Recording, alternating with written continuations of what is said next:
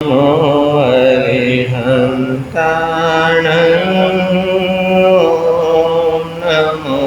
सिद्धिसिद्धानम् ॐ नमो आयर्याणम् ॐ नमो वज्रायणम् नमो लोये सब सागुणं सो पंच नमोकारो सो पंच नमोकारो शब्द पापणं सुनु मंगलानं च सभे सिंह परमंगल हवै मंगलं मंगलानं च सभे सिंह परमंगल हवै मंगलं। बैठिए।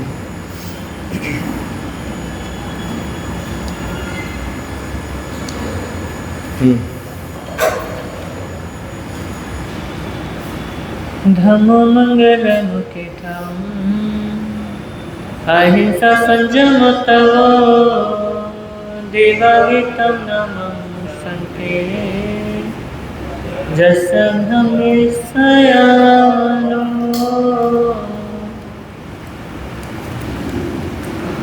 सर्वप्रथम तिन्नानम तार्याणम शासने प्रभु परमात्मा श्रमण भगवान महावीर स्वामी जी के पावन से चरणों में कोटिशः वंदन कोटिशः नमः। समस्त गुरु भगवंतों के पावन से चरणों में, मेरे आराध्य पूज्य गुरुदेव के पावन से चरणों में कोटिशः वंदन कोटिशः नमः। श्री नवनीत मुनि जी तथा साध्वी परिवार एवं इस प्रातःकालीन धर्म सभा में उपस्थित जिन शासन के उपासकों एवं उपासिकाओं, आप सभी का श्रीमद् उत्तराधीन श्रुतदेव की पावन आराधना के इन पवित्र पलों में हार्दिक हार्दिक स्वागत करता हूँ।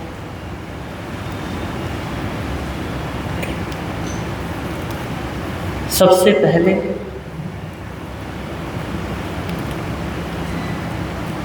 जिन शासन की इस पुण्यवाणी को मैं नमन करता हूँ, तत्पश्चात मैं गुरुदेव के सानिध्य को नमन करता हूँ। फिर इस जैन भवन के प्रांगण को नमन है, क्योंकि इस जैन भवन में प्रभु महावीर की वाणी, परमात्मा की अंतिम वाणी क्या हो रही है, गूंज रही है। तो ऐसे सभा में बैठने का, ऐसे भवन में बैठने का हम सभी को सौभाग्य प्राप्त हुआ।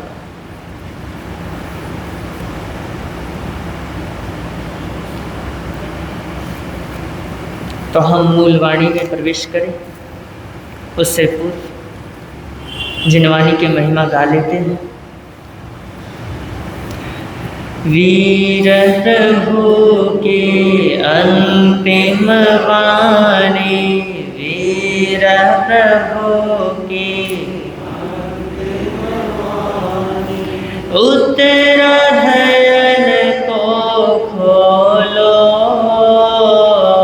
जय जिन वाणी बोलो,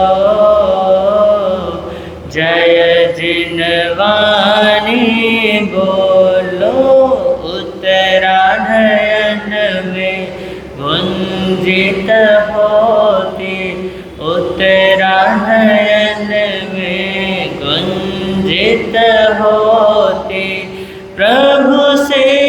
अपना लो। जय जिन वाणी बोलो, जय जिन वाणी। मंगलकारी भव भयहारी जिन वाणी है शरणा।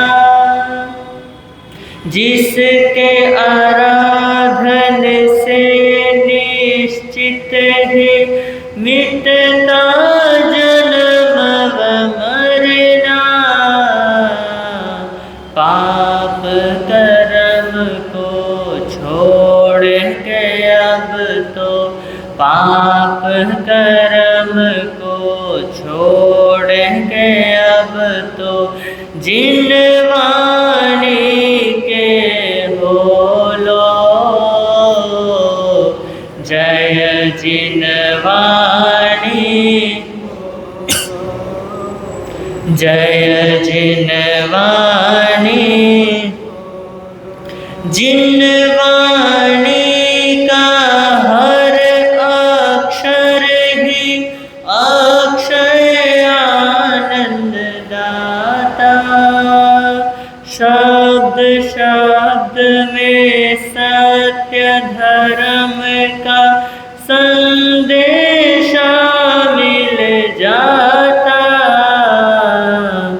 हर वाक्यों में वैराग्य के, हर वाक्यों में वैराग्य की गूंज हृदय में ढालो। जय जिन वाणी, जय जिन वाणी। छलक रही है हर एक पद में तीर्थंकर की करुणा। जिससे जिन शासन जय पाता आगम सच्चा सरना। हम भी जीवन पावन कर ले, हम भी जीवन पावन कर ले। इधर उधर मत डोलो। जय जिन वाणी बोलो, जय जिससे होता तीर्थ का पोषण जो है साधक शाला।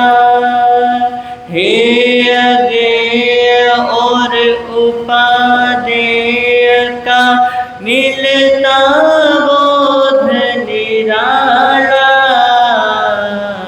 महावीर के श्रेष्ठ निशाने, महावीर के अमृत वाणी। जिन वाणी को पी लो। जय जिन वाणी बोलो, जय जिन वाणी बोलो। वीर प्रभु की अंतिम वाणी, वीर प्रभु की अंतिम वाणी।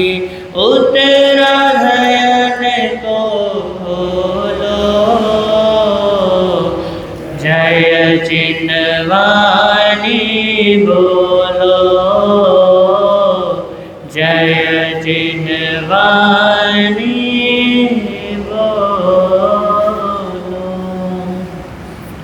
बोले श्रीमद् उत्तराधन श्रुतदेव भगवान की जय हो। बोलिए श्रवण भगवान महावीर स्वामी की जय हो। बोलिए आर्य सुधर्मा स्वामी भगवान की जय हो। बोलिए आर्य जम्बू स्वामी भगवान की जय हो।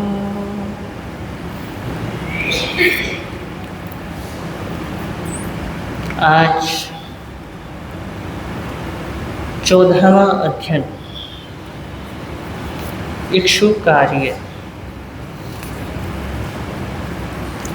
तो हम मूल पाठ श्रवण करें।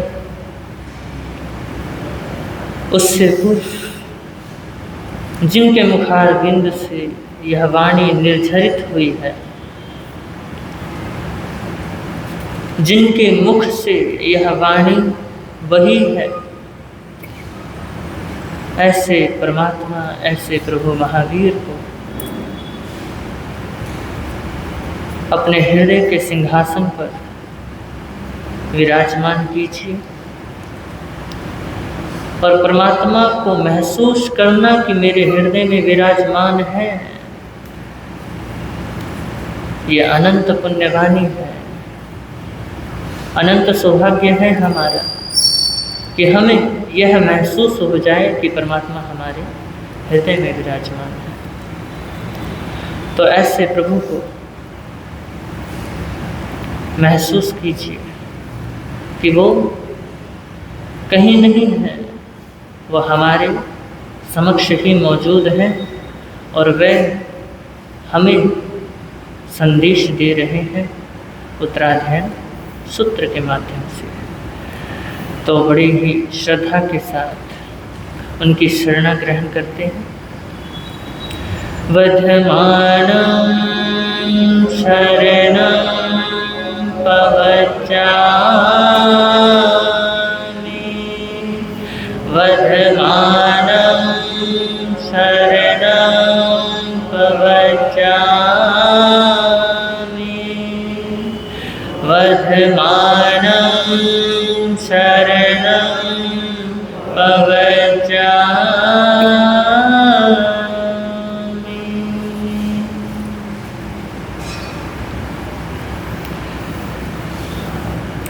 देवा भवितानपुर भव में के चुया एक विमान वासी, पूरे पुराने उसुयार नामे खाए समिध सुर लोग रमे।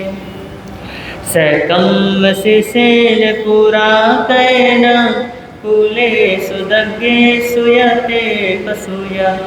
निवीन संसार भया जहाय, जिनिंदमग्गम शरणं पवन्ना। पुमत्तमागम कुमार दोबे, पुरोहियो तस्य जसाय पत्ति। विशाल कित्तीयते है सुयारो, रायत देवी कमलावैय। जाई जरा मच्चो भयाभिभूया, बहिं विहारा भिनिविठ चित्ता। संसार चक्कस विमोख नट्ठा, दठून ते काम गुणे विरता। तिय पुतग्गा दुनिविमाहनस, सकम शीलस्य पुरोहियस्य। सरितु पुराण्यं तत्र जाये, जहा ताहा सुचिन्नं तव संयमं च।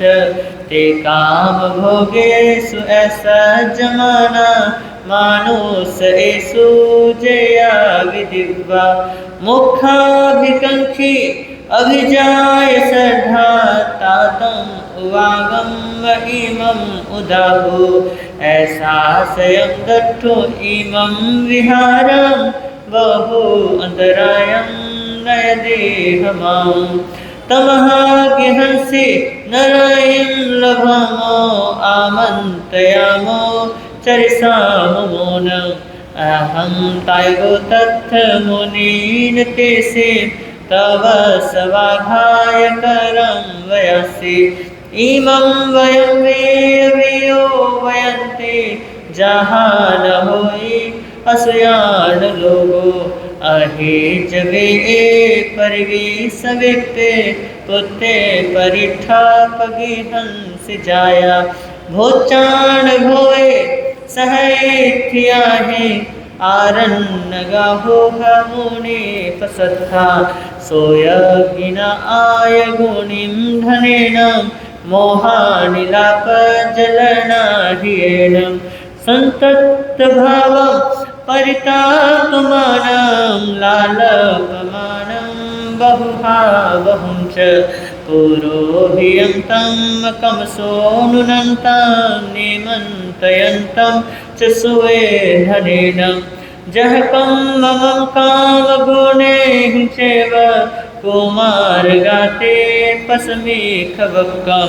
वेया अहियान भवन्ति तानां भूतादियानिन्ति तमं तमेनं जायाय पुत्ता न हवन्ति तानां को नाम ते अनुमने जयेयं खण्डमेत सुखा बहुकाल दुखा पगाम दुखा अनिगाम सुखा संसार मुख विपक्ष भूया खाणी अनंतान कुकाम भोगा परिवयन्ते अनियत कामे अहो यराओ परितापमाने अनापमत्ते धन में समाने पापोतिमच्चं पुरुषे सिचरं च इमं च मे अथि इमं च नथि इमं च मे कीच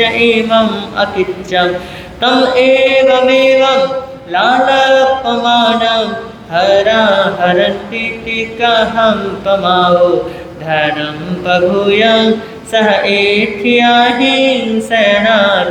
काम गुणा पगामा तवं कै तपै जस लोगो तम सब साहीन मिहैव तुभ्यं धनेन किं धम मधुराधिगारे सैनेन वा काम गुणे हिचेव समना भविष्यामो गुणो हधारे बहिं विहारा अभिगम भिक्षं जहाय अग्नि अरणीय संतो क्षीरे गयं तेल महातिलेषु एमेव जाया शरीरं सिसता समुच्चैनाशैनावचिष्ठे नो इन्द्रियगे च अमूर्त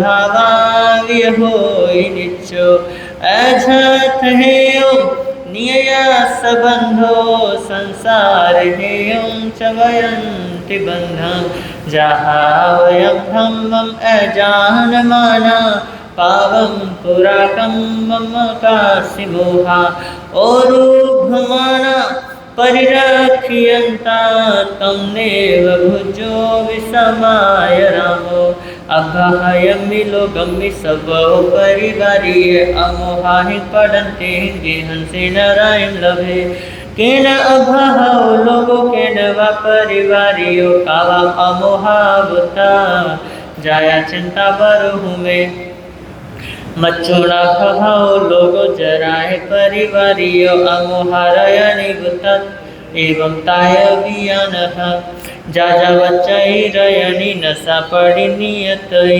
अहमं गुण मानस अफला जंती रायो जाजा वच्चैरयनि नसा पड़ी नियतै धम्मं च गुण मानस सफला जंती रायो एगौ संवसितानंदुहाओ समत संजुया पछा जाय गमे सामो भिखमान कुले कुले जसति मचोड़ा सखम जसवती पलायनम जो जाने न मरिसामि सोहो कंखे सुएसिया अचेव धम्मं परिवर्जयामो जहिं पवन्नान पुनः भवामो अनागयं नेवय अतिकिञ्चे श्रद्धा खमं ने विनयितुरागं पहीन पुत्रस्य हुनातिवासो वासेठि भिक्षायर्याय कालो साहाहि रुखो लहै समाहि छिन्नाहि साहाहि तमेव खानो पंखा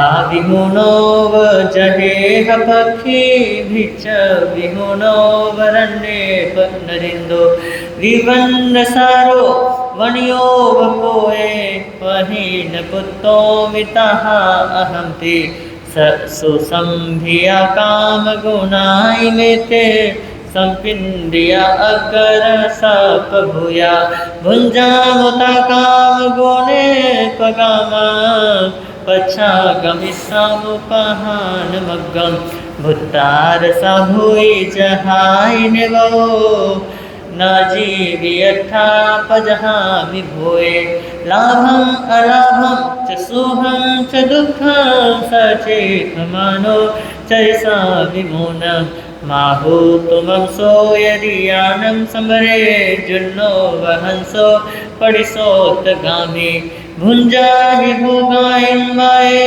समानं दुःखं कुभिक्षाय रिया विहारो जहाय भूयि तनुयं भुयंगो विमोयनिभि च फले मुक्तो एमे अजाया वयहन्ति भूये तेहं कहं नानुगामि समिक्को छिन्दितु जालम् अबलं वरोहिया मच्छा जहा काम गुणे बहाय धोरे असीला तब साउदरा धीरा भिखाय रियं चरन्ति न हेव कुञ्चा सम एकमन्ता तया निजालानि दले तु हंसा पलेन्ति पुत्ता यपयमचं तेहं कहं नानुगमे समिक्का पुरोहियं तामस स्वयं सदारां शौचाभिनिखम् अपहाय भूये कुटुम्बसारं व्यूलोत्तमं च रायम् अभिखं समवाय देवी वन्तासि पुरिसो रायं न सोहोय प्रशंसेय महानेन परिचतं धर्मम् अलाहुमिच्छसि सर्वं जगं जयतोऽहं सर्वं वा विधनं भवे समं तीते अपजतं नैव तानायतं तव मरीहि शिरायं जया तया वा मनोरमे कामगुणे पहाय एको धर्मो नरदेवतानां न विजयि अन्नमिहे हकिंचि नाहं रमे पक्षिणि पञ्जरे वा सन्तान छिन्ना चरिसामि मौनम् अकिञ्चन उज्जुकड़ा निरमिषा परिगहारम्भनीयत दोषा दवगीना जहारण्ये दज्यमानेषु जन्तुषु अन्ये सत्तापमोयन्ति रागदोषभवसं गया एवमेव वयं मूढा कामभोगेषु मुच्यया दज्यमानं न बुद्ध्यामो रागदोषहीना जगम् भोगे भोचावमिताय लहो भूय विहारिणो आमोयमाना गच्छन्ति दिया कामकमा इव इमे अबद्धा पदन्ति मम हथ जमा गया भयं च सत्ता कामेषु भविष्यामो जहा इमे सामि संकुलं दिशा वज्रमानं निरामिषम् आमिषं सर्वमुचिता विहरिष्यामि निरामिषा गिद्धो वमा उन्नच्चानं कामे संसारवर्धने उरगो सुवर्णपाशेव संक्रमाणो तनुं चरे नागो बन्धनं चित्ता अपनो वसहिन्व एयं पथं महारायं कुसुयारिति मे सूयम् चरिता वियुलं रजं कामभोगे यदुच्चये निर्विषया निरामिषा निन्नेहा विपरिग्रहा समं धर्मं विअनिता च कामगुणे वरे तवं पविच्छः खायं घोरं घोरपरकम एवं ते कामसो बुद्धा सभ्ये धम्मपरायणा जम्बमच्चो भाविका दुख संत गविशीनो शासने विगय महान पुविम भावन भारी अचिरेणे व कालेनम दुख संत मुवा गया राया सह देवी महानोय पुरोहियो महानी दारगाचेव सवेते परिणी बुटाते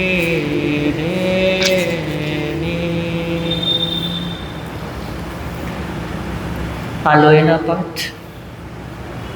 श्रीयागमे टीवी है पन्नते तंजाहा सुत्तागमे अथागमे तदुभ्यागमे ए हवा श्रुत ज्ञान के विषय में जे कोई अतिचार लाग्या हुए ते में आलम जब्बायधम वच्चामिव्यम हिनखरम अचक्षरम पैहिनम विनयहीनम जोहिनम घोषिनम सुठो दिनम दुठो परीक्षम काले को सजाओ काले न को सजाओ सजाइए सजाइयम सजाइए न सजाइयम तस्मिच्छामि दुक्कडम तस्मिच्छामि दुक्कडम तस्मिच्छामि दुक्कडम।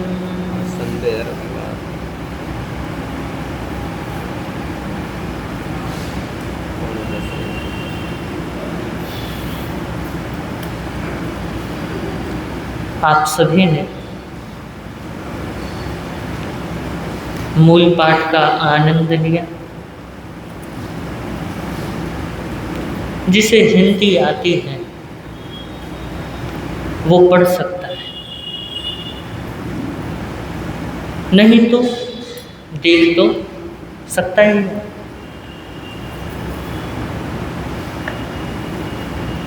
अगर पढ़ना नहीं आ रहा है तो दिख तो रहा है ना।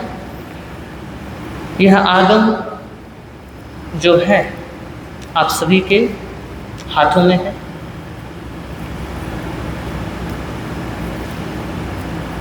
तो कोशिश किया करो कि इस बहाने दर्शन हो जाते। यह अक्षर दर्शन भी अति उत्तम है। बेशक पढ़ना नहीं आता, कोई बात नहीं। कई सोचते हैं कि कहीं कुछ गलत ना हो जाए, पढ़ने में कहीं कुछ गलत ना हो जाए। और मैं आपको बतला दूं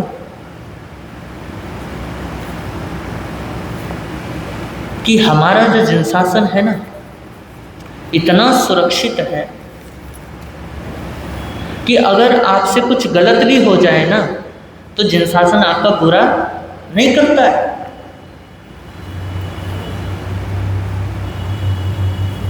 क्योंकि जिनशासन को आपसे कोई ना ही राग है ना ही द्वेष है। अगर कुछ शब्द गलत भी बोल दिए जाएं, अगर कुछ शब्द गलत भी हो जाए तो कुछ होने वाला नहीं है, घबराना मत। लेकिन शर्त इतना है कि भाव क्या होने चाहिए, भाव शुद्ध होने चाहिए, भाव अच्छे होने चाहिए। क्योंकि हमारा जिनशासन क्या प्रधान है, भाव प्रधान है। यहाँ पे भावों को क्या किया जाता है, यहाँ पे भावों को तोला जाता है। यहाँ पे व्यक्ति कितना पढ़ा है, कितना लिखा है, कितने उसने शास्त्र याद किए हैं, ये कोई मायने नहीं रखता। यहाँ पे क्या मायने रखता है, भाव मायने रखता है कि भाव कैसे है। तो कहते हैं कि पढ़ने में गड़बड़ हो जाए कोई बात नहीं, शब्दों में गड़बड़ हो जाए कोई बात नहीं, लेकिन भावों में गड़बड़ नहीं होनी चाहिए। भाव और भावना अगर अच्छे हैं तो हमारा पढ़ा हुआ भी ठीक ही है। तो भाव और भावना में गड़बड़ नहीं करना। भाव को क्या रखो? शुद्ध रखो। और इन अक्षरों को जो इसके अंदर पिरोए हुए हैं, जो इसके अंदर लिखे हुए हैं, बड़े ही पवित्रतम है। इनको देखना भी क्या है? देखना भी बहुत अच्छा है, क्योंकि भैया ये क्या है? ये मोक्ष मार्ग बताने वाला एक गाइड है, जिसकी हमें क्या है? हमें आवश्यकता है।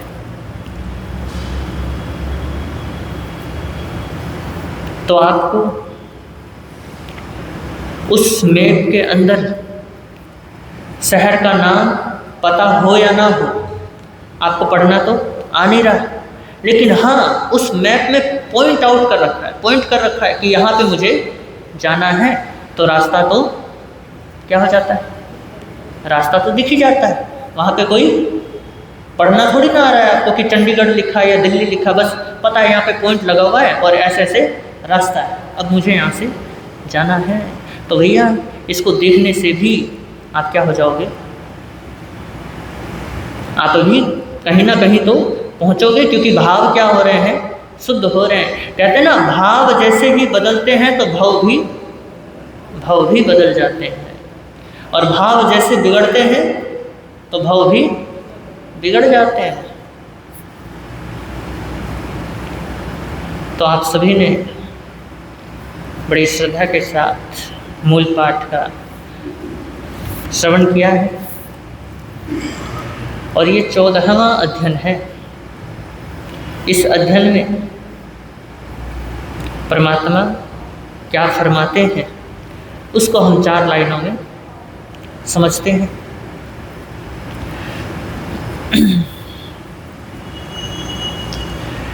अंग जात भी त्राण नहीं दे, काम भोग दुख देते, बंध बढ़ाते राग द्वेष है, शरण कोई ना देते, समय लौट करके नहीं आता, पाप कर्म क्यों बांधे, भृगु पुत्र से बुध बने बिना समय को खोए, भृगु पुत्र से बुध बने बिना समय को खोए। अद्भुत है। देखिए पहली जो पंक्ति है, अंग जात भी तान नहीं दे, काम भोग दुख देते।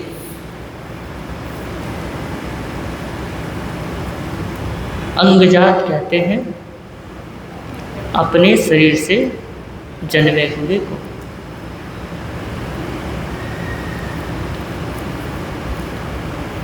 तो ऐसे पुत्र को, ऐसे पुत्री को अंग जात, जिसको हमने जन्म दिया है,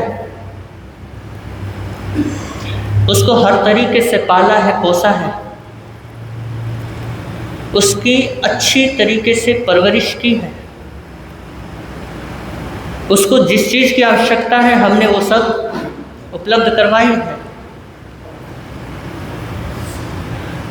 खुद भूखे रहे हैं लेकिन उसका पेट भरा है, हर तरीके से उसको बचाया है, खुद दुख सहा है लेकिन उसको सुख पहुंचाने का भरसक प्रयत्न किया है।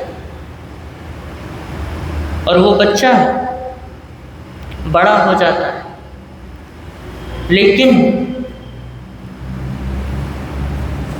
क्या होता है,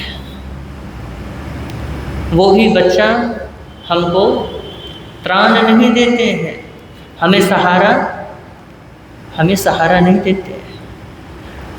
कुछ होते हैं पुण्यवान जीव जो पुत्रों की पुण्यवानी का सुख भोगते हैं, कुछ होते हैं जो पुत्रों के सेवा का लाभ उठा पाते हैं, लेकिन अधिकतर यही अनुभव रहा है हर किसी का। ऐसी बात नहीं है कि यहाँ पे कई होंगे नहीं जिनको ये अनुभव ना हो कि जब तक आपने उनका काम किया तब तक वो आपके साथ रहे, लेकिन जैसे ही आप उनके किसी काम के नहीं रहे तो जैसे दूध में मक्खी पड़ी होती ना, मक्खी को निकाल करके फेंक देते हैं, ऐसे ही आपको भी वो बच्चा इग्नोर कर देता है, क्योंकि स्वार्थ अब क्या नहीं हो रहा, स्वार्थ अब पूरा नहीं हो रहा है। तो कह रहे हैं कि ये स्वार्थ के रिश्ते हैं, इन स्वार्थों को क्या कर दो तुम, छोड़ दो। काम भोग दुख देते, जिनके लिए काम वासना में लिप्त हुए, जिसके सुख के लिए, लेकिन वो सुख तो मिल ही नहीं रहा, जिसके लिए हमने ना पाप देखा ना पुण्य देखा, वो सब कर्म किए लेकिन वो भी त्राण नहीं देते हैं। परमात्मा फरमा रहे हैं, फिर बंध बढ़ाते राग द्वेष हैं, शरण कोई ना देते। यह जो राग और द्वेष है यही बंध के कारण है। रागो या दोषो दिए कम भी, मतलब यह राग द्वेष ही कर्म के दो बीज हैं। इन्हीं से ही कर्म क्या होते हैं, इन्हीं से ही कर्म बंधते हैं।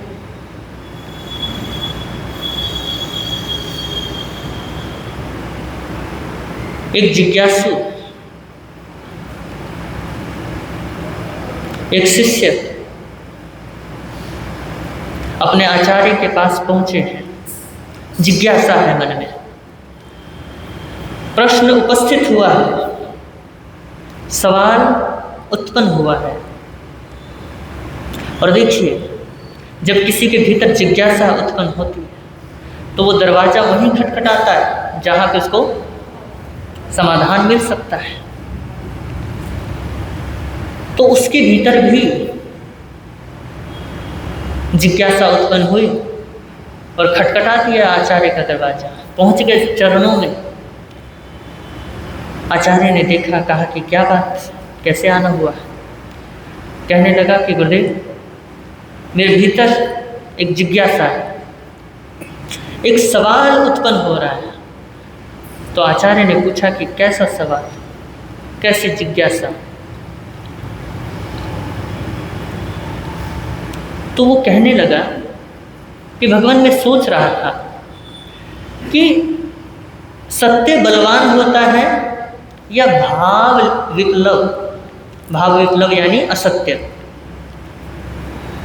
तो वो पूछने लगा कि सत्य बलवान होता है या असत्य। तो आचार्य ने बड़ा गहरा उत्तर दिया है, समझना बात को। तो वो कहने लगे कि जब जीव सिर्फ और सिर्फ ज्ञान का उपयोग करता है तो सत्य बलवान होता है। क्या बोला? जब व्यक्ति ज्ञान का उपयोग करता है तो वो तब सत्य बलवान होता है, क्योंकि ज्ञान में कोई मिलावट नहीं है। फिर कहते हैं कि अगर उस ज्ञान में मिलावट हो जाए तो सत्य नहीं असत्य क्या होता है, तब असत्य बलवान होता है। समझ रहे हो बात? परमात्मा भगवती सूत्र में फरमाते हैं कि जो राग से युक्त होता है, जो द्वेष से युक्त होता है, जो माया से युक्त होता है, जो क्रोध मान माया लोभ इन कसायों से उपयुक्त होता है,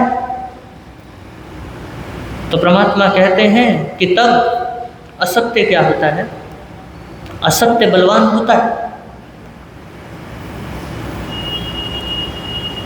क्योंकि जीव का क्या उपयोग है? बोलो बोलो, पढ़ा होगा। जीव के लक्षण उपयोग क्या है? ज्ञान है ना, ठीक है। और ज्ञान कहाँ से आता है?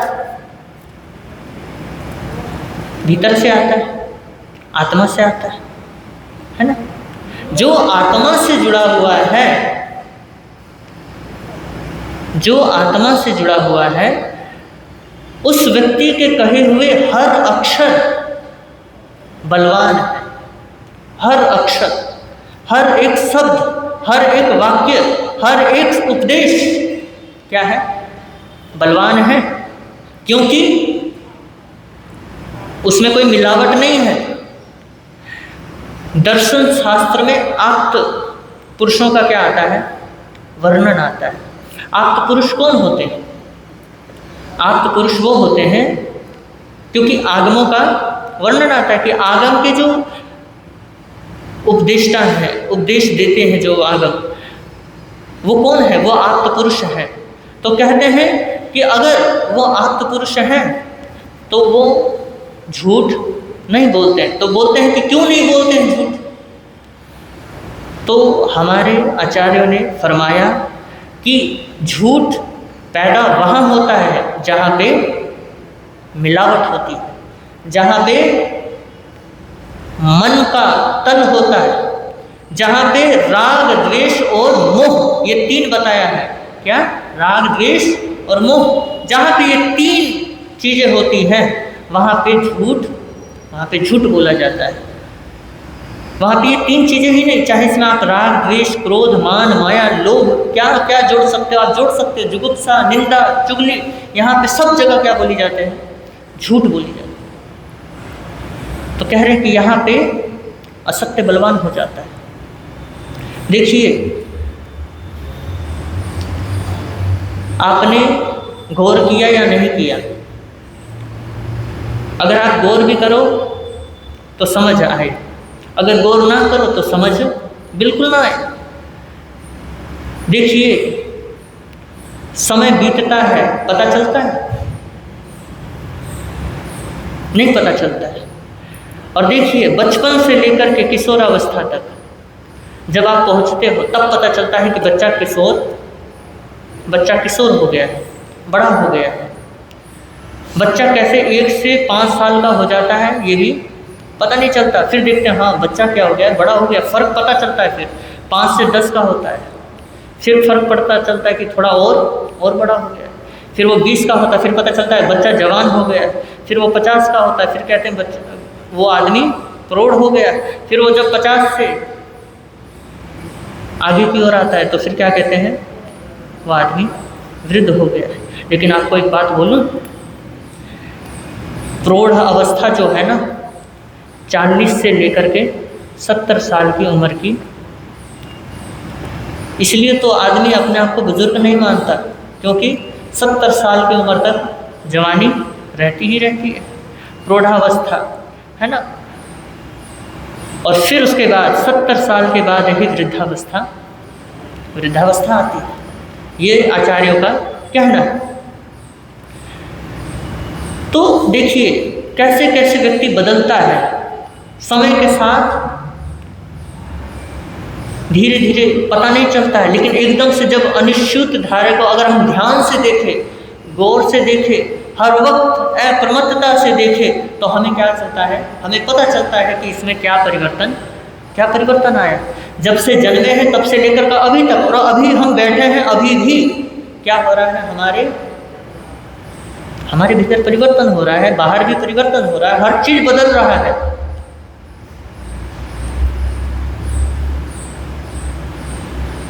लेकिन हमें ये पता क्यों नहीं चलता है? बोलो, क्यों नहीं पता चलता हमें कि ये चीज, ये परिवर्तन हो चुका है? क्योंकि हम गौर से देखते ही नहीं हैं, क्योंकि हम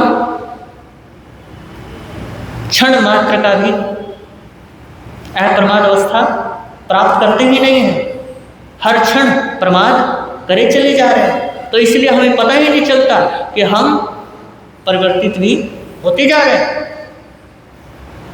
और देखिए, एक है औदैहिक भाव और एक है परिणामिक भाव, है ना। कौन से भाव हैं? एक है औदैहिक भाव और एक है पारिणामिक भाव। जो औदैहिक भाव है, फिर आते हैं अपनी बात पे। देखो, वो जो व्यक्ति था अभी तक हंस रहा था, ठीक है, एकदम से कोई बात बोल दी तो एकदम से आग बबूला हो गया, एकदम से परिवर्तन आ गया। अभी तक वो रो रहा था लेकिन कुछ बात ऐसी कह दी थी वो एकदम से हंसने लग गया। अभी तक गले मिलने आ रहा था लेकिन कुछ ऐसे शब्द निकल गए, ऐसी बात बोल दी कि एकदम से वो मारने के लिए आ रहा है, हमारा सिर फोड़ दे, ऐसा हो रहा है। तो देखिए, ये है औदैहिक भाव, मन से जुड़ा हुआ है। ये जो क्रोध, मान, माया, लोभ है ना, ये मन का विषय है, मन से जुड़ा हुआ है। और इसी के कारण हम असत्य का जीवन जीते हैं। इसलिए हमें क्या नहीं होता, हमें पता नहीं चलता कि हम क्या जी रहे हैं, कैसे जी रहे हैं, हमारे जीवन में क्या परिवर्तन आ रहा है, कुछ भी पता नहीं चलता है। तो महापुरुष कहते हैं कि जब तक तुम्हारे जीवन में औदैहिक भाव है, क्योंकि हमारे आत्मा का स्वभाव क्या है? ज्ञान, ठीक है। लेकिन हमने आत्मा का उपयोग क्या बना दिया? आत्मा का उपयोग बना दिया क्रोधोपयोग, मानोपयोग। लेकिन जो आत्मा का उपयोग है वो है ज्ञान, वो है चेतना, वो है आत्मा। लेकिन हमने उसमें मिलावट कर दी है, उसी को तो असत्य कहते हैं। तो हमें क्या आना है? पारिणामिक भाव में आना है। जब तक जीवन में पारिणामिक भाव नहीं आएंगे तब तक आप क्या जियोगे? असत्य नहीं जीने वाले हो। तो पारिणामिक भाव में हम कैसे आए, पारिणामिक भाव में कैसे जिए, इसका वर्णन इस अध्ययन में हुआ है।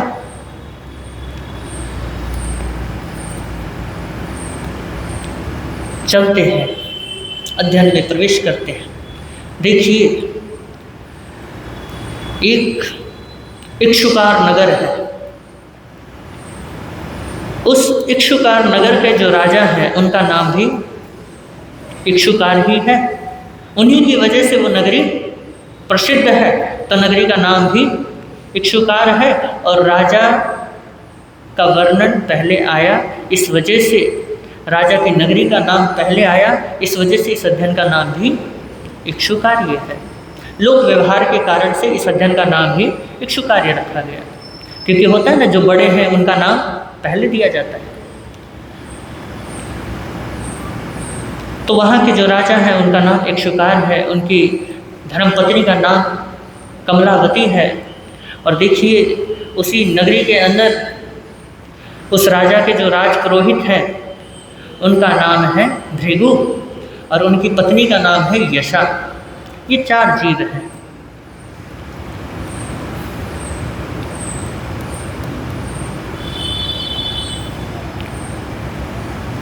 तो इसमें जो मेन कैरेक्टर है वो है भृगु और उनकी पत्नी यशा। और फिर जो दूसरे कैरेक्टर हैं वो अभी देवलोक में है, पद्मगुल उद्यान में, उद्यान में नहीं, विमान में। तो देखिए, इससे पहले के भाव आपने सुने कि मुनि चंद्र से दीक्षित हुए थे। कौन? कितने? 4 ग्वाले और 2 जिगुप्सा के कारण से संयम पाल रहे थे। संयम पाल करके कहाँ गए थे? देवलोक गए थे, पद्मगुल विमान में गए थे। और वहाँ से फिर उनके 6 भावों का वर्णन आपने सुना। और देखिए, उनका 13वें अध्ययन में वर्णन हो चुका है। अब देखिए वो जो जुगुप्सा वाले थे उनका वर्णन हो चुका। अब जो अच्छे तरीके से जिन्होंने बड़ी ही श्रद्धा के साथ संयम को पाला था उनका वर्णन आ रहा है 14वें अध्याय में। तो वो 5वें भाव में एक नगर में जन्म लेते हैं। उस नगरी में 4 इभ्य कुल के मतलब श्रेष्ठ कुल के श्रेष्ठी जन उनके क्या बन गए, मित्र बन गए। तो इस प्रकार से ये 6 मित्र हुए और वो वहाँ से मर करके, क्योंकि उन्होंने वहाँ पे संयम जीवन अंगीकार किया, संयम पाला, अच्छे से पाला और 6 के 6 मित्र देवलोक में गए हैं। तो हो सकता है 4 जने पहले देवलोक गए हों और 2 जने बाद में गए हों, तभी तो 2 ऊपर हैं और 4 नीचे हैं। तो 4 जने तो नीचे आ चुके हैं और वो जो 2 ग्वाले थे वो अभी ऊपर हैं। तो इधर जो भृगु और यशा हैं दोनों बड़े चिंतित रहते थे कि घर में कोई संतान नहीं है। संतान का बड़ा दुख होता है, आपको भी होता है। तो ऐसे ही भृगु को भी था और कहते हैं इधर वो जो देवलोक में बैठे हैं उनके मन में विचार आया। क्यों आया? क्योंकि उनकी माला अब कुंभला गई और कुंभला गई तो वो सोचने लगे कि अब हमारे जाने का वक्त आ गया है। तो वो सोचने लगे कि चलो देखें तो सही कि कहाँ जन्मते हैं हम। उन्होंने लगाया उपयोग और देखा कि यार मनुष्य जन्म मिलने वाला है। लेकिन बड़े उदास हुए। क्यों हुए? क्योंकि भैया इतना दिव्य वैभव देख करके, इतना ऐश्वर्य देख करके, वातावरण में किसी भी प्रकार का मेल मिलावट नहीं, जहाँ पे सुगंध ही सुगंध है, दुर्गंध का कोई नामो निशान नहीं है, जहाँ पे कोई आवाज़ नहीं है, कोई शोर गुल्ला नहीं है, ऐसी जगह छोड़ करके मृत्यु लोक में जाना पड़ेगा, मनुष्य लोक में जाना पड़ेगा। तो सोचने लगे कि चलो कोई बात नहीं, जाना तो है ही, तो क्यों ना हम धार्मिक परिवार में ही जन्मे। देखा उन्होंने कि भृगु और यशा के यहाँ जन्मेंगे और ये तो हमारे मित्र ही हैं जो यहाँ से चल करके कहाँ गए हैं, धरती लोक पे गए। तो उन्होंने सोचा कि हम ऐसे नहीं जाएंगे। अगर उनके पास जाना है, किसी को प्रभावित करना है, किसी को धर्म से जोड़ना है, तो सबसे अच्छा वेश कौन सा रहेगा? साधु का रहेगा। तो उन्होंने साधु का रूप बनाया और क्या सौंदर्य है, क्या रूप है, क्या साधना है, क्या तप है, बस देखते ही झलक रहा है। वो आए हैं किसके पास? भृगु पुरोहित के यहाँ। और भृगु पुरोहित चिंतित बैठे थे अपनी कुर्सी में, सोच रहे हैं। लेकिन एकदम से सोचते सोचते सामने नजर पड़ी कि दो मुनि आ रहे हैं। अपने आसन से खड़े हो गए और लेने के लिए पहुँचे हैं। और जैसे ही मुनि द्वार पे आए, उनको क्या किया? नमन किया। अपने आप ही हाथ जुड़ गए, वैदिक परंपरा का है। लेकिन फिर भी साधु के संयम और तेज को देख करके वो क्या हुआ? प्रभावित हुआ। और ऐसी बात नहीं है कि कोई त्याग को देख करके हाथ जोड़े बिना रह जाए। त्याग को देख करके आदमी क्या कर देता है? हाथ जोड़ ही लेता है और अपना सिर झुका ही देता है। तो भृगु ने भी झुकाया अपना शीश और कहने लगे कि मुनिश्री आपका आना हुआ। कैसे आना हुआ? बोले आहार। तो आहार लिया। और देखिए वो कहने लगे भृगु को कि कोई धर्म ध्यान करते हो, कुछ करते हो? तो उन्होंने कहा कि गुरु महाराज बस चल रही है ज़िंदगी, बस थोड़ा बहुत कर लेते हैं, समय जैसा लगता है। कहते हैं ना महाराज जी, जैसा समय लगता है हम क्या कर लेते हैं? हम समाई कर लेते हैं, माला कर लेते हैं। तो उन्होंने भी कहा कि महाराज जी समय मिल जाता है तो हम भी कर ही लेते हैं। तो कहने लगे कि भैया ऐसे काम नहीं चलेगा, कुछ तो लो। तो उनको धर्मोपदेश उन दो देवताओं ने दिया है और उन्होंने धर्मोपदेश सुना और उसको क्या किया है, स्वीकार किया है। और इधर उन्होंने सोचा कि अब भूमिका तैयार हो चुकी है। इधर वो जैसे ही जाने लगे तो ब्राह्मण ने उन्हें रोका कि रुको। वो रुके, बोले हाँ जी बोलो। वो कहने लगे कि मुझे ऐसा लगता है कि आप बहुत पहुँचे हुए संत हो, तो आपने तो मेरा वैभव देखा है, आपने तो मेरा यश देखा है, लेकिन मेरे यहाँ पर एक बहुत बड़ी कमी है। वो कहने लगे कि मैं जानता हूँ आप क्या कहना चाहते हैं, कि तुम्हारे यहाँ संतान नहीं है, यही कहना चाह रहे हैं ना। बोले सही पकड़े हैं, बिल्कुल यही बात है। बोला अच्छा देखो, बात ऐसी है कि तुम्हारे यहाँ एक नहीं कितने 2 पुत्र जन्मेंगे, लेकिन बस ये जो लेकिन शब्द आया ना, ये शब्द सुन करके एकदम से ब्राह्मण शंकित हो गया। बोलने लगा कि 2 पुत्र होंगे, ये बहुत खुशी की बात है, लेकिन ये किंतु परंतु बीच में कहाँ से आ गया? क्योंकि ये जो इंग्लिश का शब्द कहते हैं ना, इंग्लिश में कहते हैं BUT बट। ये जो बट शब्द है ना, ऐसा लगता है जैसे किसी ने बाटा मार दिया हो सिर पे खींच के। तो उसको भी लगा यार ये बट कहाँ से बीच में आ गया, परंतु कैसे आ गया बीच में ये। तो उन्होंने कहा कि देखो वो जन्मेंगे तो सही, लेकिन जब वो होश संभालेंगे, जब वो थोड़े बड़े होंगे, वो क्या हो जाएंगे, दीक्षित हो जाएंगे। बस इतना सुनना था। अब क्या हो गया, अंदर से दुखी हो गया। एक खुशी है और एक गम है, और एक ही जगह पे है। पहले तो खुशी इस बात की हुई कि मेरे यहाँ पुत्र जन्मेंगे, लेकिन दुख इस बात का है कि वो बड़े होते ही दीक्षा ले लेंगे। तो सोचने लगे यार अगर ये मेरे यहाँ जन्म ही ले ले 2 पुत्र, तो किसी काम के तो है नहीं, सेवा तो करेंगे नहीं, वंश तो बढ़ाएंगे नहीं, तो क्या फायदा। लेकिन फिर भी चलो कोई बात नहीं, अंदर से अहोभाव प्रकट करते हुए बोला कि मुनि महाराज बड़ी कृपा। मुनि महाराज चले गए, कहाँ गए पता नहीं, लेकिन भृगु पुरोहित घर के अंदर आ गया। अब क्या बनाने लगा, प्लानिंग करने लगा कि कहने लगे कि बड़ा होगा तो क्या ले लेगा, दीक्षा ले लेगा।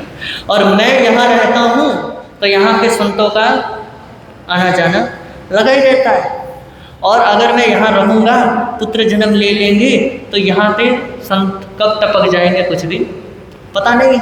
और अगर वो टपक गए तो फिर उसके बाद ये उनको देखेंगे, उनसे उपदेश सुनेंगे और क्या ले लेंगे, फिर दीक्षा ले लेंगे। तो अब राग और मोह अंदर भीतर जन्म चुका है। कहने लगे कि इस नगरी में रहूँगा तब क्या होगा ना, तब दीक्षा लेंगे ना। अगर मैं इस नगरी में ही ना रहूँ, जहाँ पे संतों का आना जाना रहता है वहाँ पे ही ना रहूँ, किसी गांव में चला जाता हूँ जहाँ पे मुश्किल से ही कोई संतों का आना जाना हो, ऐसी जगह जा करके क्या बना लेता हूँ, कुटिया बना लेता हूँ, वहाँ रहूँगा आराम से, और वहीं पे बच्चों को पालूंगा पोसूंगा, और ना रहेगी बांस ना बजेगी बांसुरी। और प्लानिंग बना लिया है, देखिए कमाल है। बच्चे दीक्षा ना ले ले तो क्या सोचने लगे कि कहीं ऐसी जगह खोज लेता हूँ। देखिए राग और मोह आ गया, और इस राग और मोह के कारण ही व्यक्ति कुछ ना कुछ प्लानिंग बना लेता है, उल्टा सीधा करता है। और देखिए जब आपका कोई फायदा हो रहा हो तो आप भी तो सच झूठ बोल ही लेते हो या नहीं बोलते हो, किसके कारण करते हो, राग के कारण ही तो करते हो कि सच और झूठ बोल लेते हो। अरे इस राग और द्वेष और ये मोह से आप ही अछूते नहीं हो, हम संत भी इसमें फंसे पड़े। हम कई बार नए नए क्षेत्रों में जाते हैं और उन क्षेत्रों में जा कर के क्या करते हैं, अगर लोगों को तोड़ करके अपने से जोड़ते हैं। ये क्या है? ये राग ही तो है। दूसरों के अनुयायियों को तोड़ करके अपने से जोड़ना और सम्यक्त्व और मिथ्यात्व के आधार पर क्या करना, प्ररूपणा करना कि ये सही और ये गलत, और उसके बाद क्या कर देते हैं, अंदर राग द्वेष पैदा करवा देते हैं। तो ऐसे साधु भी क्या हैं, बोलो,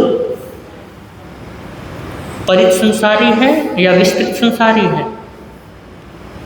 अगर ऐसा करते हैं साधु कि दूसरों के प्रति घृणा पैदा करवा दे,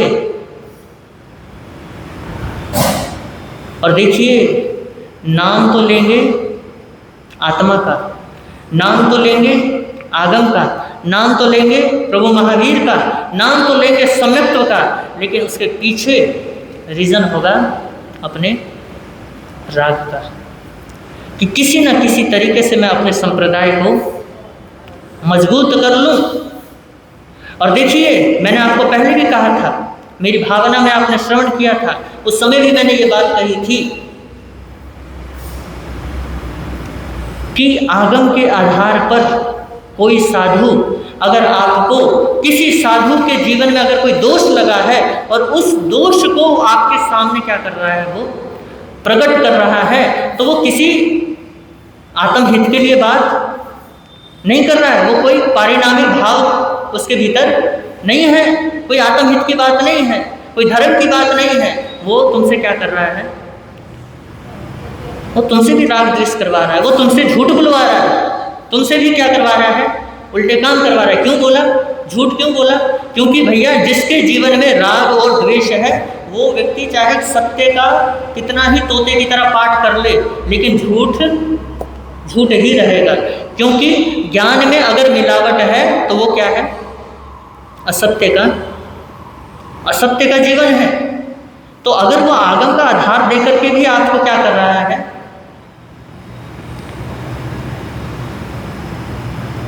तो घृणा नहीं लानी। अगर वो संत ऐसा कर रहा है तो भैया वो भी पाप के भागीदारी हैं। अब जो ऐसा करते हैं उनका तो मैं कुछ कह नहीं सकता। चलो अपने विषय में आते हैं। लेकिन राग जो द्वेष है ना, राग द्वेष मोह, ये संतों को भी नहीं छोड़ते हैं।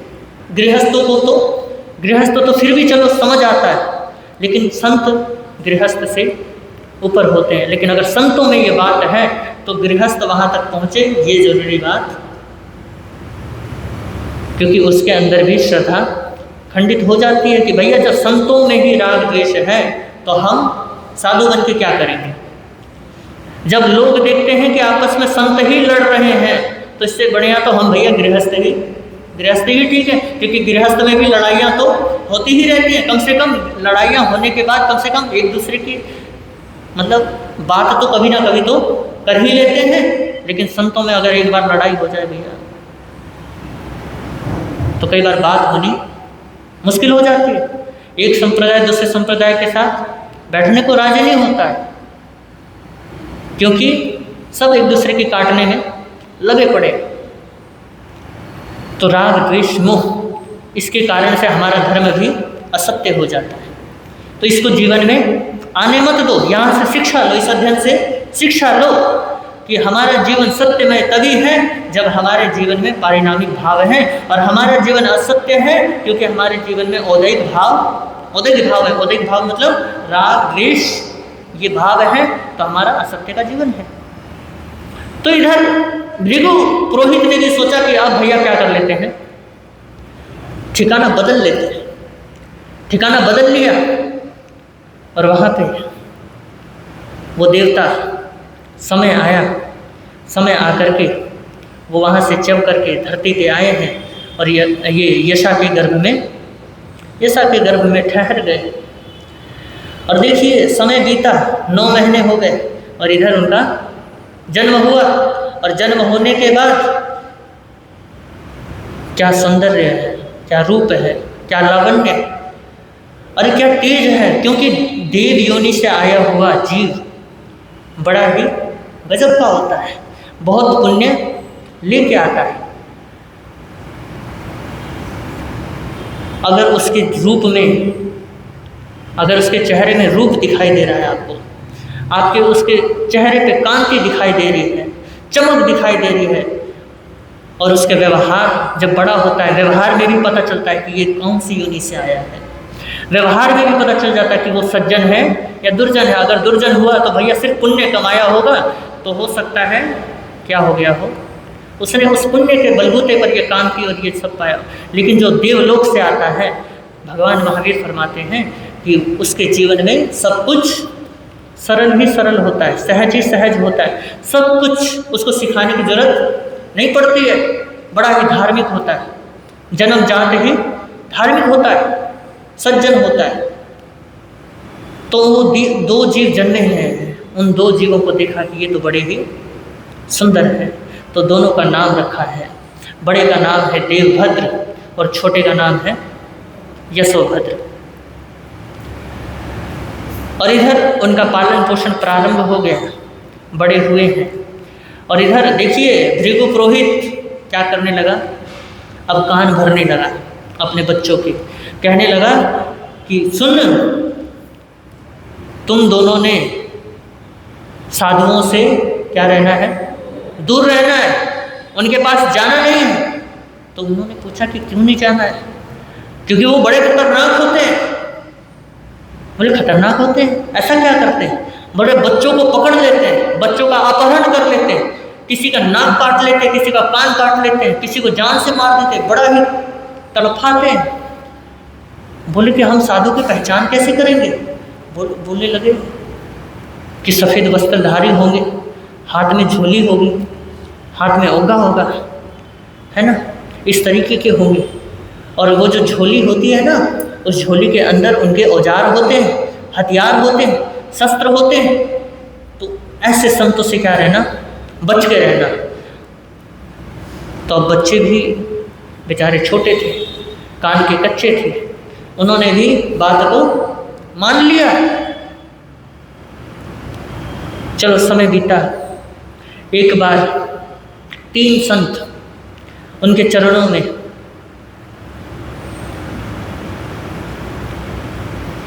तीन संत आए हैं। कहाँ पे? भृगु पुरोहित के यहाँ गोचरी के लिए, क्योंकि रास्ते से हो सकता भटक गए हों, भटकते भटकते उस नगरी में आ गए हों। क्योंकि वो कहाँ पे है? किसी गांव में है। तो वो तो अभी भी राजपुरोहित है, तो उसका आना जाना राज्य में लगा रहता है, तो कहीं ना कहीं से तो रास्ता बनवाया ही होगा। तो हो सकता है संत उसी रास्ते से वहाँ आ गए। उन्होंने देखा कि यहाँ घर है, गोचरी लेने के लिए पहुँचे। उन्होंने देखा कि यहाँ तो गोचरी मिल सकती है। गए, पात्रा खोला, बोला कि गोचरी दीजिए, गोचरी दिया। और इधर पुरोहित ने देखा कि 3 संत आ रखे। उन्होंने कहा कि ये महाराज को क्या करूं, जल्दी जल्दी गोचरी दो। वो महाराज कहने लगे कि बस बस। बोले अरे भर दो, पूरा भर दो। क्या कर दो? इस पात्रे को पूरा भर दो, जगह मत छोड़ना। और महाराज आप जल्दी से यहाँ से जाइए। संत ने बोला कि ऐसा क्या बात है? बोले कि हमारे बच्चे बड़े खतरनाक हैं। संतों ने भी सोचा यार बड़े आतंकवादी हैं। तो कहने लगे महाराज बस आप यहाँ से गोचरी लीजिए और फटाफट निकलिए, नहीं तो अगर वो बच्चे आ जाएं तो वो नाक में दम कर देते हैं, वो संतों को मारते हैं, संतों को कुछ समझते नहीं, बड़े ही उल्टे बच्चे हैं, मैं बड़ा परेशान हूँ। इस तरीके से संतों को कह करके क्या करने लगे, वो निकलवाने लगे। और संत फटाफट गोचरी लेकर के निकल गए। उन्होंने सोचा कि यार सच में बच्चे क्या होंगे, खतरनाक होंगे। पहुँच गए चलते चलते। और इधर वो जो 2 हैं, देवभद्र और यशोभद्र, वो शायद क्रीड़ा करने के लिए गए थे तो वापस लौट रहे हैं, और इधर से वो मुनि आ रहे हैं, और इधर जैसे ही उन्होंने देखा कि कमाल है, सफ़ेद वस्त्र वाले आ रहे हैं। हमारे पापा ने कहा था सफ़ेद वस्त्र वाले खतरनाक होते हैं। और फिर देखा कि हाथ में झोली है, बोले कि अब पक्का है कि ये वही है। और सोचने लगे करे क्या, क्योंकि अब सामने से वो आ रहे हैं, हम 2 हैं और ये 3 हैं, हम कुछ तो कर ही नहीं सकते। तो छोटे ने बड़े की तरफ देखा और बड़े ने छोटे की तरफ देखा, बोला कि अब करे तो करे क्या। तो कहा कि अब करना क्या है, बगल में वृक्ष है ये घने वाला, इस पर चढ़ जाते हैं, ये जब चले जाएंगे तो हम वापस घर चलेंगे। फटाफट चढ़ गए ऊपर, आराम से बिल्कुल सांस रोक करके बैठे हुए। और इधर संयोग की बात, वहाँ पे जगह ठीक थी और वो संत तीनों वहीं पहुँच गए, और वहीं पे पहुँच करके कहने लगे कि ये जगह ठीक है। तो संतों ने वहाँ की प्रमार्जना करनी शुरू कर दी, सफाई करनी शुरू कर दी। और एकदम से एक संत पात्रा रखने वाले थे, उसी वक्त कहा कि मुनि जरा देखो नीचे क्या है, चींटी है, कहीं वो मर न जाए, साफ करो। बोले जी गुरुदेव। देखा सचमुच चींटी थी, साफ किया, फिर पात्रे रखे। और ये दृश्य ऊपर से बैठे हुए वो दोनों देख रहे हैं और कहने लगे कमाल है, चींटी को भी क्या कर रहे हैं, ये बचा रहे हैं, लेकिन फिर भी यार खतरा है, क्या पता ऐसे ही बचा रहे। सोचने लगे कि अब देखें तो सही पात्रे में है क्या। बस यहाँ पे संतों ने जैसे ही पात्रा खोला, पात्रे को देख करके तो वो बड़े हैरान हुए कि कमाल है, हमारे घर से खीर लेकर के आए हुए, और इसमें तो कोई शस्त्र नहीं है, कोई छुरा नहीं है, कोई चाकू नहीं है, कोई हथियार नहीं है। और हमारे पिताजी क्या कह रहे थे कि इनके झोली के अंदर शस्त्र होते हैं, हथियार होते हैं। तो बड़े हैरान हुए। इधर मुनियों ने आहार किया, आहार करके क्या करने लगे, कायसर्ग करने लगे। इधर इन तीनों ने कायसर्ग किया, इधर उन दोनों ने एक दूसरे को देखा कि अब क्या करें, अब ये पता नहीं कब यहाँ से जाएंगे। अब डर है, लेकिन डर तभी तक रहना चाहिए जब तक उस चीज़ के बारे में पता ना हो। लेकिन अब उन्हें पता चल गया कि इनसे हम क्या रह सकते हैं, निडर रह सकते हैं।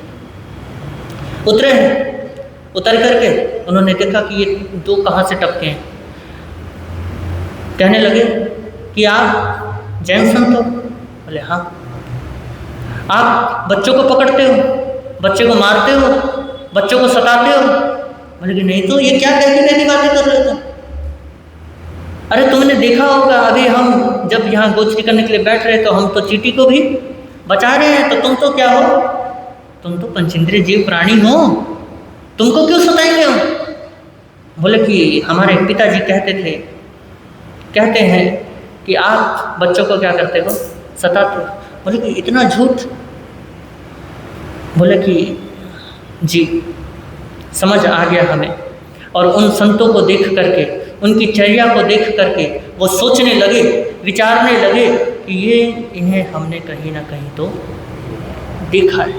होता है जिनको बोध प्राप्त होना होता है ना, उनको जाति स्मरण ज्ञान हो ही जाता है, उनके भीतर ये सवाल पैदा हो ही जाता है कि मैंने इनको कहीं ना कहीं देखा है। और देखिए पूछ रहे हैं कुछ से, और पूछते पूछते ऐसा कहते हैं कि उसी वक्त उनको जाति स्मरण ज्ञान हो गया। और दोनों ने क्या किया है, दोनों ने अपने भवों को देखा है और कहने लगे कि यार हम तो पिछले जन्म में साधु थे और अब ये मनुष्य जीवन मिला है, और इसीलिए तो हमने भूमिका बनाई थी, हमने इनको उपदेश दिया था, लेकिन वो काम नहीं आया। लेकिन कोई बात नहीं, नियति भी तो कुछ चीज़ है, जो होना होता है वो तो होके रहेगा। और देखिए कमाल है, हमारा संयोग ऐसा बैठा कि इन संतों से हमें क्या मिला है, बोध मिला है। और इन 3 संतों को कहा कि मुनि महाराज हम क्या लेना चाहते हैं, दीक्षा लेना चाहते हैं, आप जरा ठहरिए, हम क्या आते हैं, हम जा कर के वापस आते हैं, आपके चरणों में हम दीक्षा क्या करेंगे, अंगीकार करेंगे, हम दीक्षा लेंगे। और इधर वो दोनों पहुंच गए हैं, कहाँ पे, अपने घर।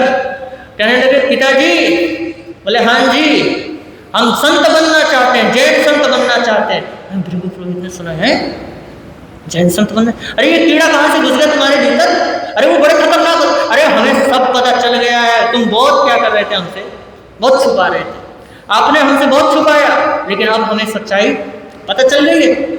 मुझे कि क्या पता चला है, यही कि वो 5 महाव्रत धारी हैं, वो 5 महाव्रतों के क्या करते हैं, 5 महाव्रतों की पालना करते हैं, और उसमें अहिंसा प्रधान है। और देखिए वो अहिंसा पाल रहे हैं, जो चींटी को बचा रहे हैं वो हमें क्या मारेंगे। वो कहने लगे कि बेटा साधु बनना कोई आसान नहीं है। बोले कि फिर क्या है। वो कहने लगे कि यह जो जीवन है ये किसके लिए मिला है, सुख सुविधा को भोगने के लिए मिला है। क्या कर रहे हैं ब्राह्मण, क्या कह रहे हैं भृगु पुरोहित, वो कह रहे हैं कि जो जीवन है यह जीवन सुख सुविधा को, ऐश्वर्य को, काम भोगों को भोगने के लिए मिला है, और तुम साधु बनने चले हो। ये जो मेरे पास ऐश्वर्य है, ये जो संपदा है, इसका रखवाला कौन होगा, इसको कौन संभालेगा। वो कहने लगे कि आप संभाल लो, हम तो क्या हो रहे हैं, हम तो जा रहे हैं। बोले कि ऐसा मत करो। वो कहने लगे कि भैया ये जो आत्मा की जो तुम बात कर रहे हो, वो क्या कहने लगे कि हमने अपनी आत्मा को जान लिया है, और इस आत्मा का जो ठिकाना है वो भी हमने जान लिया। वो आत्मा का ठिकाना कौन सा है, मोक्ष। तो पुरोहित कहने लगा, अब वो फिर वापस असत्य की बात कर रहा है। कौन, पुरोहित। वो कहने लगे कि यह जो शरीर है 5 भूतों से बना है, 5 तत्वों से बना है, और इन 5 तत्व के मिलने से ही यह आत्मा क्या हो जाती है, पैदा हो जाती है, और इनके हटते ही, इनके विसर्जित होते ही, इनके अलग होते ही आत्मा क्या हो जाती है, मर जाती है। वो कहने लगे कि ऐसा नहीं होता है। बोले कि आत्मा होती है। वो कहने लगे कि आत्मा होती है, कैसे होती है, दिखा जरा मुझे, आत्मा कुछ नहीं होती है। वो कहने लगा कि आप अनुभवी हैं, आप ज्ञानी हैं, आप वेदों के ज्ञाता हैं, आपको तो पता ही है कि आत्मा क्या है, अमूर्त है, उसको कोई देख नहीं सकता और ना कोई दिखा सकता है। तो इस तरीके से क्या चल रहा है, संवाद चल रहा है इस अध्ययन के भीतर। एक असत्य की प्ररूपणा कर रहा है और एक सत्य की प्ररूपणा कर रहा है। एक मोह और राग के वशीभूत होकर के क्या कर रहा है, प्ररूपणा कर रहा है, और एक क्या कर रहा है, पारिणामिकी भाव में उतर करके, आत्मा के भाव में उतर करके क्या कर रहा है, समाधान दे रहा है, उत्तर दे रहा है। वो दोनों ही उत्तर दे रहे हैं। एक उदयिक भाव में जी रहा है, और एक, बोलो दूसरा कौन सा भाव है, पारिणामिक।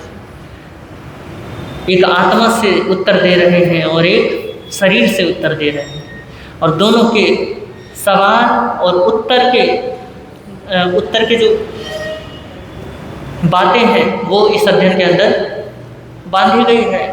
पिता कहता है कि वेद वचन कहते हैं कि पुत्र रहित मनुष्य की गति क्या होती है, कोई गति नहीं होती है, पुत्र के बिना कोई गति ही नहीं है।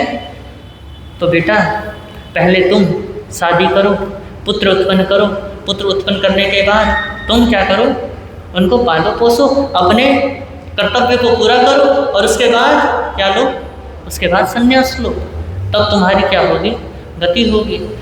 तो पुत्रों ने कहा कि पिताजी पुत्र के जन्म ले लेने से किसी की गति नहीं सुधर जाती। कई बार वो जो पुत्र है वो पुत्र भी पैदा होता है, और अगर पुत्र कुपुत्र या सुपुत्र भी पैदा हो जाए तो उनके जन्म ले लेने से आपने चाहे जिंदगी भर पाप कर्म किए हों तो उससे आपको कोई अच्छी गति नहीं मिल जानी है। आपके कर्म आपके साथ जाने वाले हैं, आपने जो किया है आप भोगोगे, और जो वो पुत्र करेगा वो भोगेगा।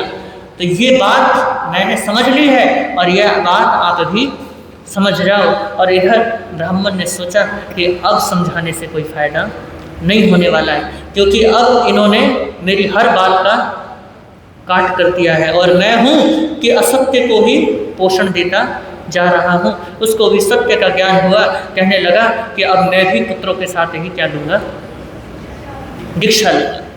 इधर यशा को बड़ी गड़बड़ी हो गई, वो कहने लगे कि आप दीक्षा लोगे? अरे कोई बात नहीं, इनको दीक्षा लेने दो, क्या करने दो, इनको जाने दो जहाँ जाना है, जहाँ दीक्षा लेनी है। अरे अगर हम रहे तो और बच्चा पैदा कर लेंगे। बोले कि नहीं, मैं इनके बिना नहीं रह सकता। और इधर ब्राह्मण ने यशा को भी समझाया है, उसको भी काम भोगों के विषय में अच्छे से समझाया है और वो भी समझ गई। उसने भी कहा कि मैं भी अब क्या करूँगी, मैं भी दीक्षा लूँगी। और देखिए इधर जैसे ही उन 4 जीवों ने दीक्षा की प्लानिंग बनाई, दीक्षा लेने के लिए जाने लगे, तो एक इधर जो राजा इक्ष्वाकु हैं उनको ये बात पता चली। और जब किसी धन का कोई मालिक नहीं होता तो उस राज्य का जो राजा होता है वो उस धन का क्या होता है, मालिक होता है। और इन 4 ने छोड़ दिया तो अब उस धन का मालिक कौन हुआ, राजा इक्ष्वाकु मंगा रहा है।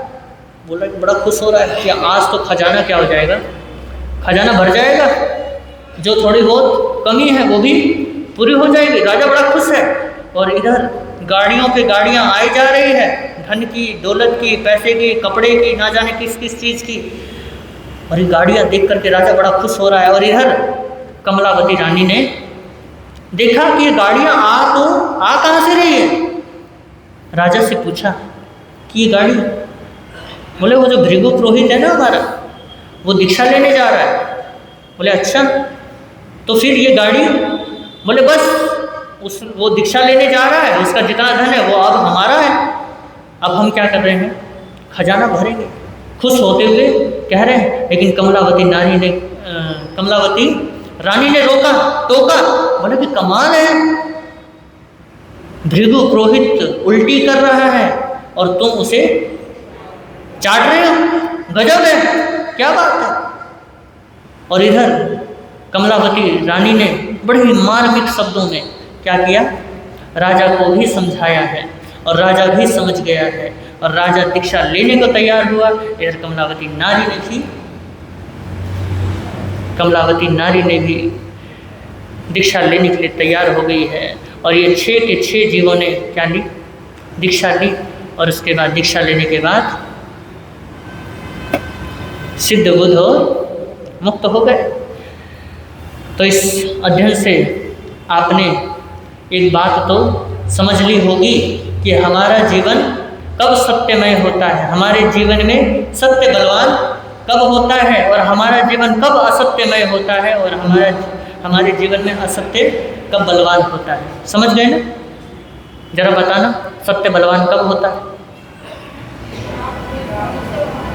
हाँ। और हमारे जीवन में असत्य बलवान कब होता है?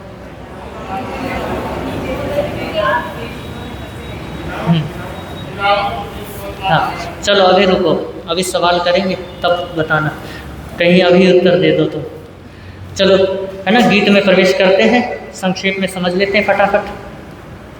वीर प्रभु के अंतिम वाणी उत्तराधयन को खोलो, जीवन धन्य बना लो, जीवन धन्य बना लो। उत्तराधयन में गुंजित होती प्रभु शिक्षा अपना लो, जीवन धन्य बना लो, जीवन। राजमान्य था भृगु पुरोहित, पत्नी साथी सुंदर, वैभव था पर पुत्र नहीं था, दुख था मन के अंदर। प्रेरक गाथा 6 है आत्मा की, सुनकर बोध जगा लो, जीवन धन्य बना लो, जीवन। श्रमण वेश में 2 देवों सुन लो, जन्मेंगे 2 पुत्र तुम्हारे, खुशियाँ मन में भर लो, लेकिन होंगे दीक्षित दोनों, बाधा कोई न डालो, जीवन लो जीवन। जन्म लिया फिर उन देवों ने भृगु के घर में आकर, समझाया भृगु ने पुत्रों को रहना साधु से डर कर, करे क्रूरता बालक संग में, उल्टी सीख को टाड़ो, जीवन धन्य बना लो, जीवन। खेल रहे थे एक दिन दोनों, देखा मुनि जन आते, चढ़ गए एक पेड़ पर भय से, खुद को उनसे छिपाते, करुणा भीगी मुनिचर्या से, भय की धुंध हटा लो, जीवन धन्य बना लो, जीवन। पूर्व जन्म का ज्ञान हुआ जब देखी मुनि की करुणा, तरुतल आकर करी वंदना, सुध भावों का झरना, संतों से सद्बोध को पाकर, जीवन साज सजा लो, जीवन धन्य बना लो, जीवन। थोड़ी है आयुष्य यहाँ और रोग विघ्न है सारे, मुनिचर्या अपना करके अब मुनि पथ को संभारे, माता पिता की अनुमति पाकर दीक्षा पथ संभालो, जीवन धन्य बना लो, जीवन। बिना पुत्र के मुक्ति न होती कहते वेद विज्ञाता, पढ़ो वेद और ब्रह्म बोझ दो, रमणी से हो नाता, गृही भार पुत्रों को दे फिर अरण्यवास बिता लो, जीवन धन्य बना लो, जीवन। वेद ज्ञान नहीं रक्षा करता, ब्रह्म भोज ना तारे, पुत्र कभी सदगति नहीं देते, धर्माचरण उबारे, कैसे माने बात आपकी, इनको दिल से निकालो, जीवन धन्य बना लो, जीवन।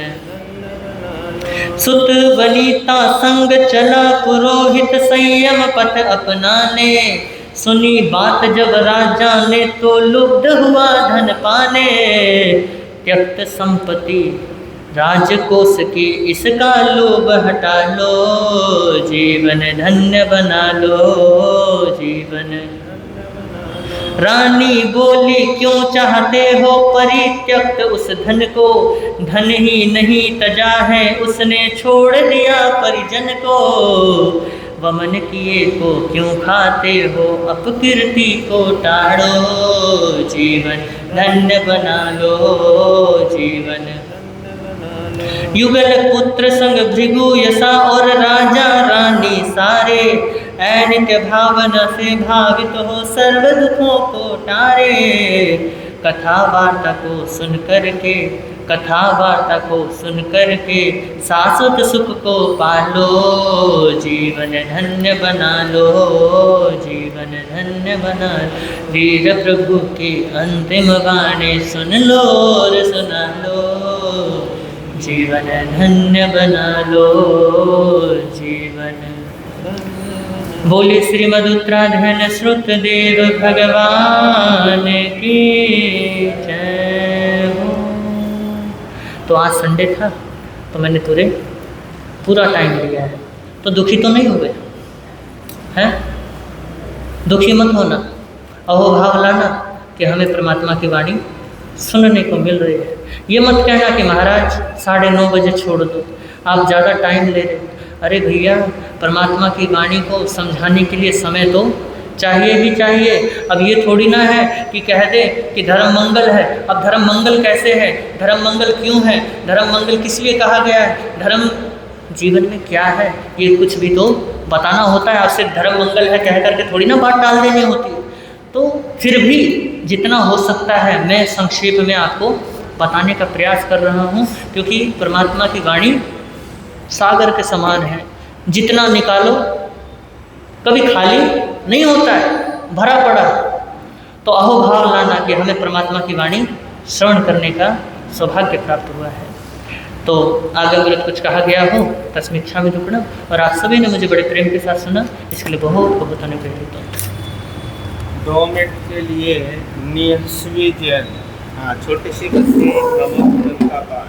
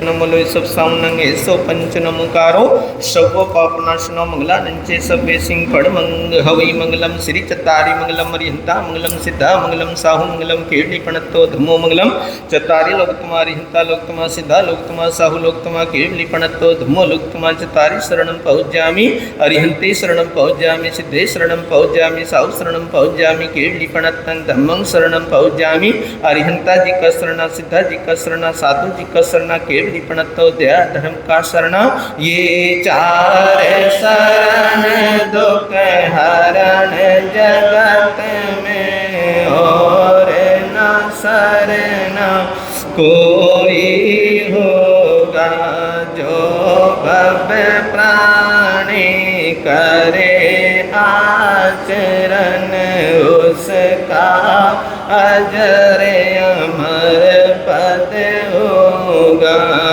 उसका सदा ही मंगल होगा। एक दूसरे आपस में जय जिनेंद्र।